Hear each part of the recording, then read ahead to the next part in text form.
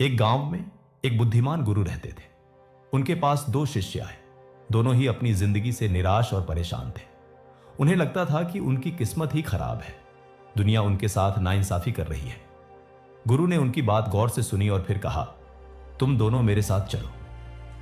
गुरु उन्हें एक कारखाने में ले गए जहां पर पत्थर तराशे जाते थे। वहां एक बड़ी सी ग्रेनाइट की चट्टान पड़ी थी। गुरु ने पहले शिष्य से कहा, बेटा, तुम इस चट्टान पर जाकर इस पत्थर को देखो, तुम्हें क्या दिखाई देता है। पहला शिष्य चट्टान पर गया। उसने देखा कि वहां एक बड़ा, कठोर, गहरे दाग वाला पत्थर पड़ा था। उसने नीचे आकर कहा, गुरुजी, ये पत्थर तो बिल्कुल बेकार है, इसमें दाग है, ये बिल्कुल साफ नहीं है, इससे कोई अच्छी चीज नहीं बन सकती। गुरु ने कुछ नहीं कहा। फिर दूसरे शिष्य से कहा, बेटा, अब तुम जाओ और बताओ कि तुम्हें क्या दिखता है। दूसरा शिष्य चट्टान पर गया। उसने उसी पत्थर को गौर से देखा। उसने देखा कि उसके अंदर एक खूबसूरत शिला खुद ही छुपी हुई है। वापस आकर उसने कहा, गुरुजी, यह पत्थर तो बहुत अजीब है। हाँ, इसमें दाग जरूर है, लेकिन मैं सोच रहा हूं कि अगर हम इन्हीं दागों को सही जगह काटेंगे तो यह एक गड्ढा बन सकता है जिसमें पानी इकट्ठा हो, या फिर हम इसकी इसी आकृति को देखते हुए इससे एक वन देवता की मूर्ति बना सकते हैं। इसमें बहुत संभावनाएं हैं। गुरु मुस्कुराए। उन्होंने कहा, अच्छा, अब तुम दोनों काम शुरू करो। तुम्हें इसी पत्थर को अपनी सोच के अनुसार तराशना है। पहला शिष्य काम पर लगा। उसके मन में पहले ही यह बैठ चुकी थी कि पत्थर बेकार है। उसके हाथ में तोहरी और छेनी भारी लग रही थी। हर आघात से पहले वह सोचता, यह काम नहीं होने वाला। वह डरता था कि ज्यादा काटने से पत्थर टूट ना जाए। उसका ध्यान पत्थर की कमियों पर ही था। कुछ ही दिनों में वह थक गया, निराश हो गया और उसे छोड़कर बैठ गया। उसका पत्थर एक बेटुकड़ा, अधूरा और भयानक सा रूप ले पड़ा था। दूसरा शिष्य अपने पत्थर के पास गया। उसने पहले घंटों तक उसे देखा। उसने सोचा, उसका आखिर कौन सा रूप हो सकता है। उसने अपनी आंखों में उसकी खूबसूरत आकृति को तस्वीर किया। हर आघात लगाने से पहले वह सोचता कि यह कदम उसे उस तस्वीर के करीब ले जा रहा है या नहीं। कभी कभार गलती हो जाती, पत्थर का हिस्सा टूट जाता, लेकिन वह निराश नहीं होता। वह सोचता, चलो अब यहां से नई शुरुआत करूंगा। उसके चेहरे पर एक अजीब सी जोश था, एक विश्वास था।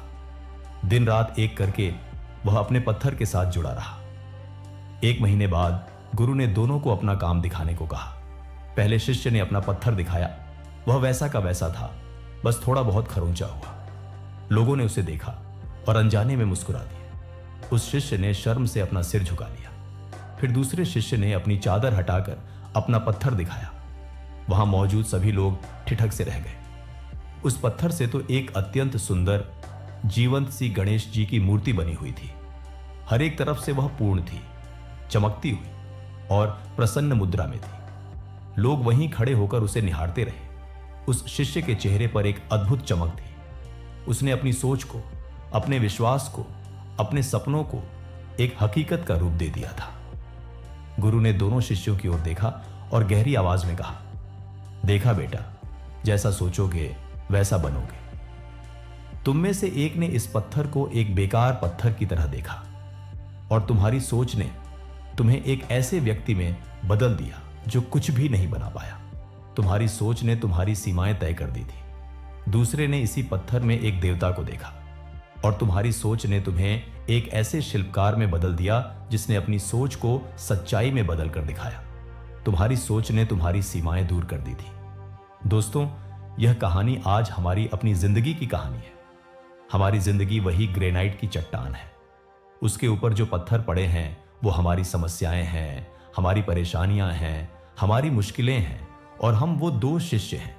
क्या हम पहले शिष्य की तरह अपनी जिंदगी के पत्थरों को देखेंगे? क्या हम यही कहेंगे, मेरे साथ ऐसा ही होता है, मैं यह नहीं कर सकता क्योंकि मैं इतना पढ़ा लिखा नहीं हूं, मेरी फैमिली बैकग्राउंड ऐसी नहीं है, लोग क्या कहेंगे, मेरी किस्मत ही खराब है। अगर आपकी सोच ऐसी है तो आपका नतीजा भी वैसा ही होगा। आप अपनी जिंदगी के उसी बेटुकड़े, अधूरे पत्थर के साथ बैठ जाएंगे जिसमें कोई सोहना, कोई आकर्षक चीज नहीं दिखेगी।